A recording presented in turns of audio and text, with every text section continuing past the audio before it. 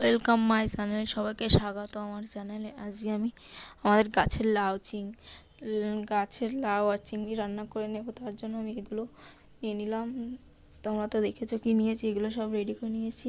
এবার আমি তেলের ভিতরে অল্প তেল নিয়েছি, এর ভিতরে জিরে সম্বরটা দিয়ে হালকা ভেজে আমি অল্পটা জিরে উঠিয়ে নেব। এবার আমি রসুনটা দিয়ে দিয়েছি, রসুনের কোয়াগুলো এভাবে ভালোভাবে হাতার সাহায্যে থেতো করে নিতে হবে। চাইলে তোমরা আগে থেকে থেতো করে নিতে পারে, আমি এভাবে করে নিচ্ছি। এভাবে হালকা বাদামি কালারে ভেজে নেব আমি এটা। দেখো ভাজা হয়ে গেছে। এখন আমি সব লাউগুলো দিয়ে দিলাম, লাউগুলো সব পুরো দিয়ে দেবো এর ভেতরে। তারপর তোমাদের দেখাচ্ছি।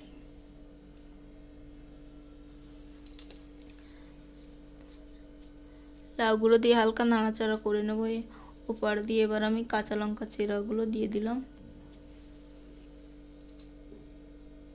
নাড়াচাড়া করে নিয়েছি। এবার আমি একটা ঢাকনার সাহায্যে কিছুক্ষণ ঢেকে রেখে দেব, প্রায় 5 মিনিট মতো। তারপরে দেখো আমি হলুদটা দিয়ে দিচ্ছি, হলুদটা দিয়ে উল্টে পাল্টে ভালোভাবে নাড়াচাড়া করে নেব।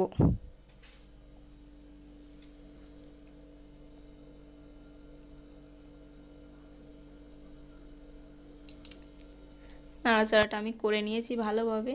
এবার আমি আবার 2-5 মিনিট মতো ঢেকে রেখে এবার আবার উঠিয়ে নিচ্ছি। দেখো কত জল হয়েছে। লাউটা আমি লাউর জলেই রান্না করে নেব, এর জন্য এক্সট্রা কোনো জল দেওয়ার প্রয়োজন হবে না।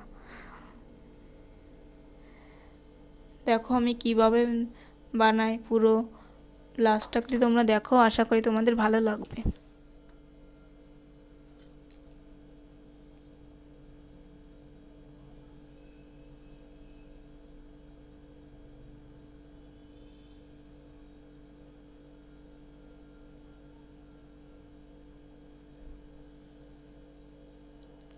আমি আবার কিছুক্ষণের জন্য এটা ঢেকে রেখে এভাবে ভালোভাবে সিদ্ধ করে নেব।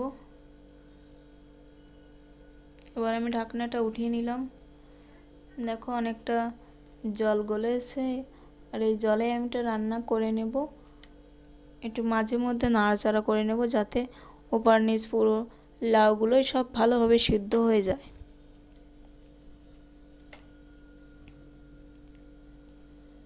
এবার আমি ভেজে রাখা চিংড়ি মাছগুলো সব দিয়ে দিলাম।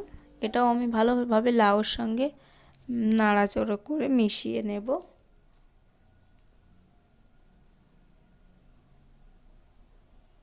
জলটা কিন্তু অনেক পরিমাণ বেড়েছে, কারণ নিজের গাছের লাউ তো অনেক টেস্টি হবে, এটা সেদ্ধও হবে খুব জলদি জলদি। দেখো আমি কিভাবে বানাই।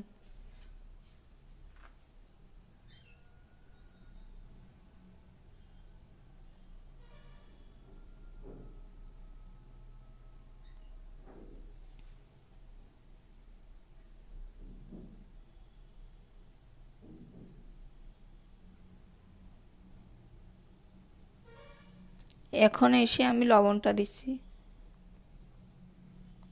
লবণটা এখন লাস্টের দিকে দেবে, কারণ অনেকটা জল গলেছে, এর ভিতর লবণ দিলে আরও অনেক জল গলবে। তার জন্য এখন আমি লবণটা দিয়ে ভালোভাবে মিশিয়ে নিচ্ছি, লাউটা ভালোভাবে নাড়াচাড়া করে নেব।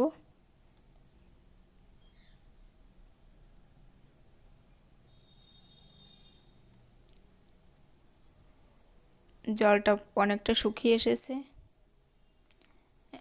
এখন এটা আমার রেডি হয়ে গেছে। দেখো এভাবে তোমরা রান্না করে নিতে পারো। ভালো লাগবে একটু লাইক করো, একটু সাপোর্ট করো আমাকে।